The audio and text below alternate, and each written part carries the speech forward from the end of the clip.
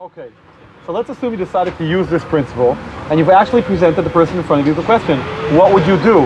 Well, there are several possible outcomes that you can expect. Let's deal with every one of them case by case.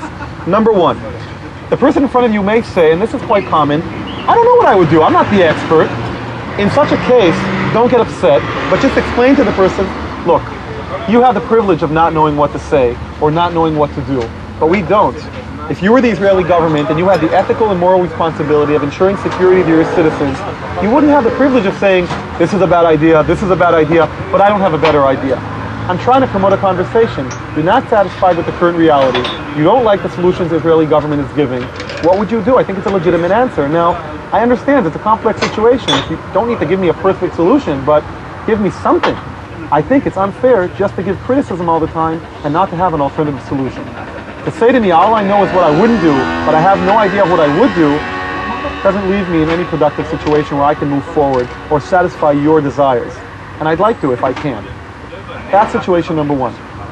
Alternative number two is that somebody will answer you what they would do, but they won't really tell you. They'll say, I'll tell you what I would do. I wouldn't build the fence.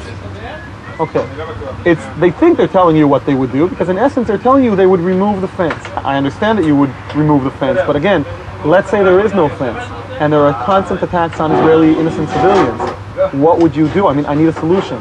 So make sure not to let people avoid the answer. Remember, we don't want to push people's back to the wall. You're not a lawyer cross-examining. If you do that, you'll create antagonism, and they won't want to talk to you. Remember, you didn't like it when they did it to you. That's why you decided to use this principle of role reversal.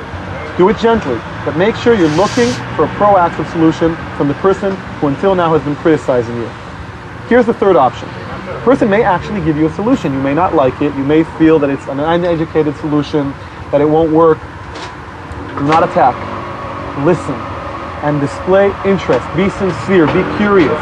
And do your best to evaluate the solution by asking questions and going deeper and deeper into the solution that they are recommending. In 99 cases out of 100, questions that you ask will gradually expose internal inconsistencies or logistical inabilities, and it will display to the person that the solution that he or she are offering is probably not implementable. Of course, leaving aside that one case out of 100 or out of 1,000, that they may have a brilliant idea. And even if they do, that's great. We'd love to have better solutions if we can. We're not saying our solutions are perfect. We're just saying they're the best among the alternatives that we could find. And so when the person does start giving you solutions, get into detail, get to know more about the solution. Do not cross-examine. Now this is going to lead you to a better path, and this will create a common denominator between you and the person in front of you. And at the end of the day, hopefully after the fourth and fifth possible solutions that they offer you, as they find out that they're more complex and less implementable, they may actually walk away from the conversation realizing a few things they didn't think about beforehand. That's the power of role reversal. Now, we've spoken about what to do, reverse the roles.